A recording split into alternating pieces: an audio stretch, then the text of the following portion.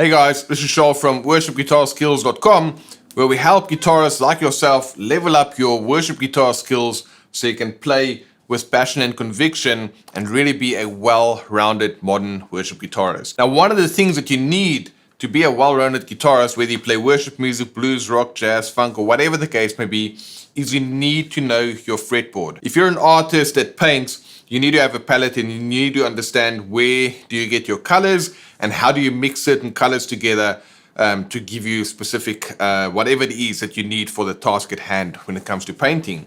It's the same in the guitar. Your fretboard in essence is your palette, and if you don't know where to find the notes and the sounds and the feelings and the emotions that you want to evoke, well then it's a purely mechanical exercise. So what I want to show you today is I want to show you some cool hacks that it relates to memorizing the fretboard, so you know where to find the notes, because once you know where to find those notes, then you can start to come up with chord voicings and progressions that evokes certain sounds and emotions. And of course, before we forget, if you're not already subscribed, make sure you subscribe to the channel and hit the bell icon. You'll get notifications whenever we release new videos just like this one. All right, let's get right to the good stuff.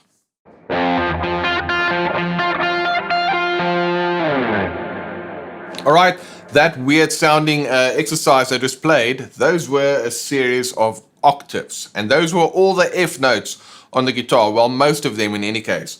An octave, it stands for 8, which is 8 letter names apart. So if I play, for example, G major as a chord, that's just a chord. But if I play the G major scale, that note is a G, and so is that note. And they're 8 letter names apart. 1, 2, 3, 4, 5, 6, 7, 8. And that's where the term an octave comes from, right? And if you play the piano and you play G over here and you play the very next G, those will be an octave apart. Now on the guitar, you can have G over here, G, G, G. So easily you can cover 4 octaves on the guitar. Now I'm going to show you a cool exercise that will show you where to find all the notes on the guitar. And then I'm going to give you a cool exercise that you can use to practice that when it comes to memorizing the fretboard. Essentially, we're going to look at 3 shapes. We're going to have shape 1, which will be skip a string, skip a fret. I'll play that on the 6th string. So if I do that on any note,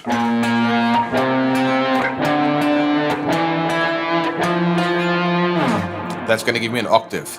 As you can see, I skipped a string and I skipped a fret. That is shape 1. We can also do the shape 1 on the 5th string. I skip a string and I skip a fret. Shape 1. Shape number 2, we're going to skip 1 string but 2 frets. All right, so you can see I'm skipping 1 string, the G string, and 2 frets.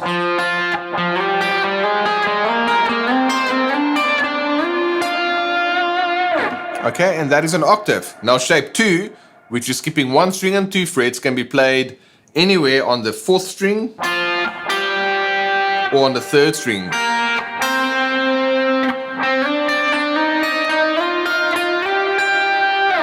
Okay, and that's an octave as well. So now we had shape 1, skip a string, skip a fret. And we had shape 2, skip a string, skip 2 frets. Then we're going to have shape 3, which is skip 2 strings and 1 fret. And listen to this. This sound of shape 3 is the same as the sound from shape 2.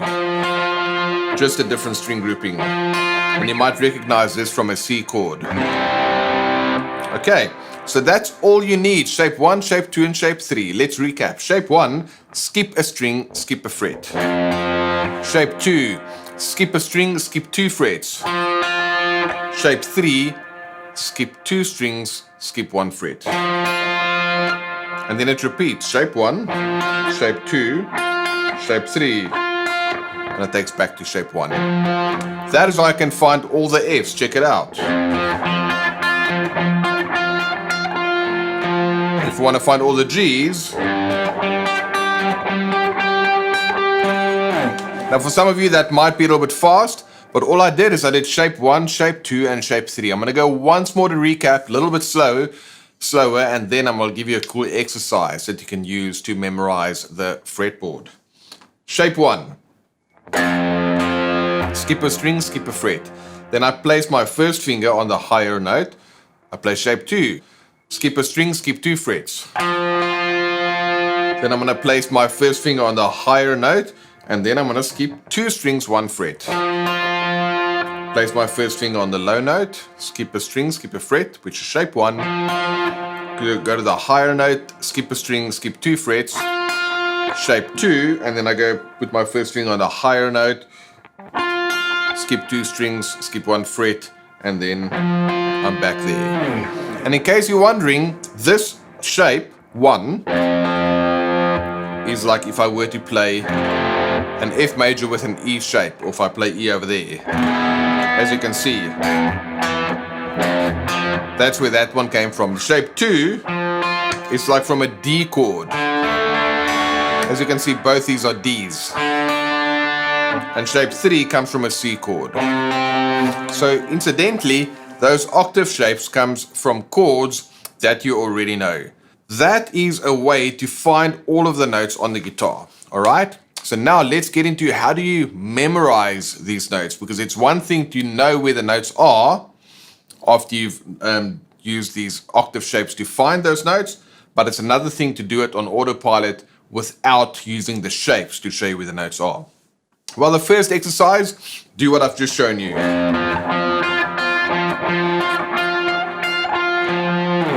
All right, the second exercise is to play all the Fs on the guitar, but instead of using the octave shapes,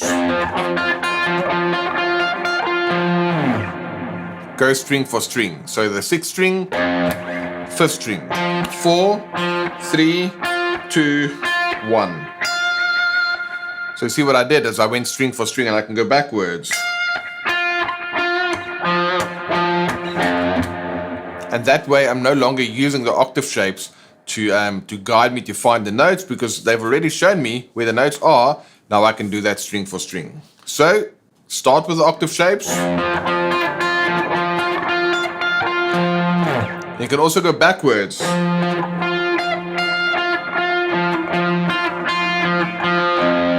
That's a bit more tricky.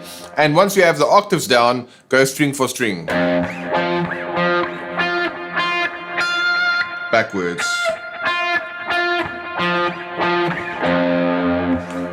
What a cool trick, right?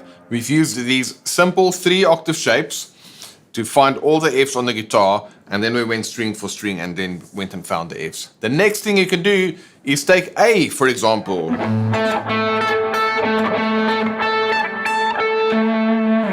And go string for string.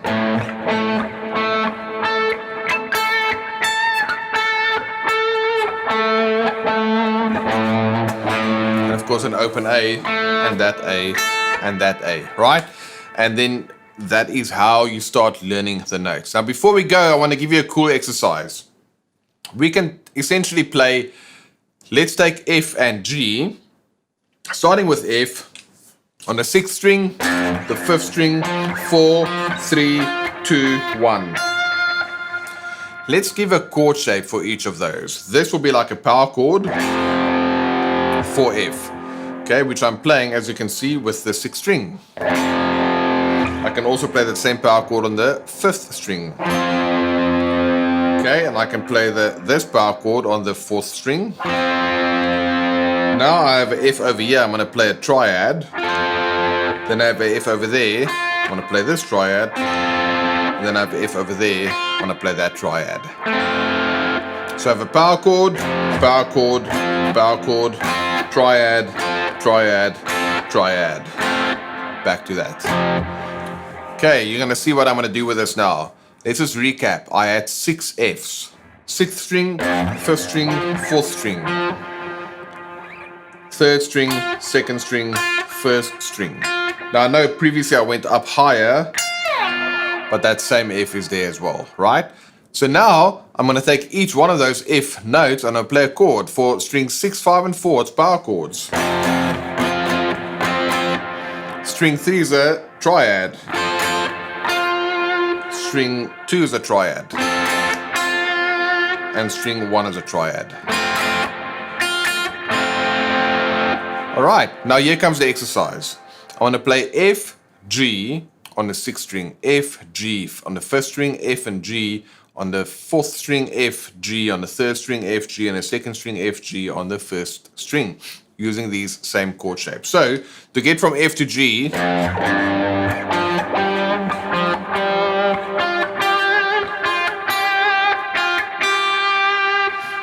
that's how I play it. Now with the chords,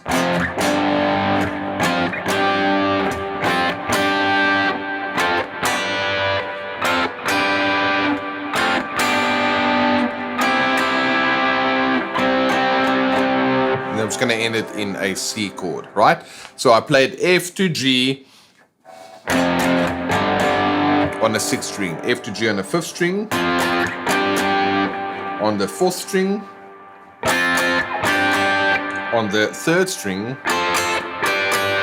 on the 2nd string, and on the 1st string. And I can just end it on a C if I wanted to do it like that. Take that with any chord shape you want. For example, instead of playing a D shape like this, I could also do that. And instead of playing an A shape triad, I can also do this. Play a different power chord. So technically I can do all power chords.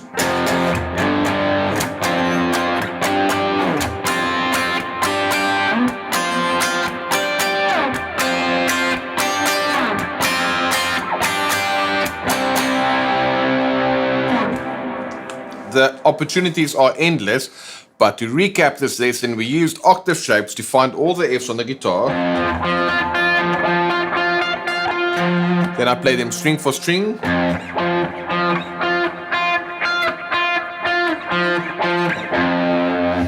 Then I added chords. F to G.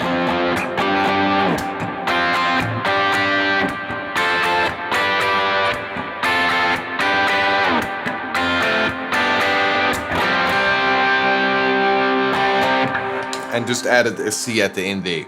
You can go and do that from B flat to C, for example, but now I can start a year.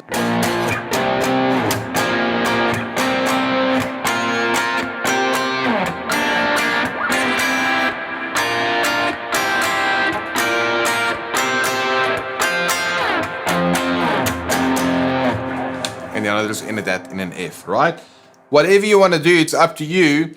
But you can use these chord shapes if you want to then start practicing the shapes. So see, what we did is we took individual notes, much like a painter will have a red and a green and a blue, but then we started putting the notes to chords, and then we combined the chords together, F to G, and that's how I came up with that example. That's a little bit more musical sounding, but at the same time, a great way to memorize the fretboard. Right, guys? Hope you enjoyed that. If you have any questions about the fretboard, just leave a comment below. And again, if you're not yet subscribed, make sure you do so and hit the bell icon, and you'll get notifications whenever we release new videos just like this one. So if you're looking for more detailed breakdowns, check out the Worship Guitar Club, where we offer deep dive tutorials with additional resources like PDF transcriptions and play along tracks. Plus, we supercharge all our video lessons with cutting edge technology, allowing you to see the tabs in real time alongside the video, where you can loop sections, slow down parts, and add in fretboard view and much more. You're also getting access to the Worship Guitar Skills Lounge, where you can chat with myself, other WGS teachers, and worship guitarists across the globe, along with monthly live Q&A sessions. All this incredible value for a very low price. Check it out at worshipguitarclub.com.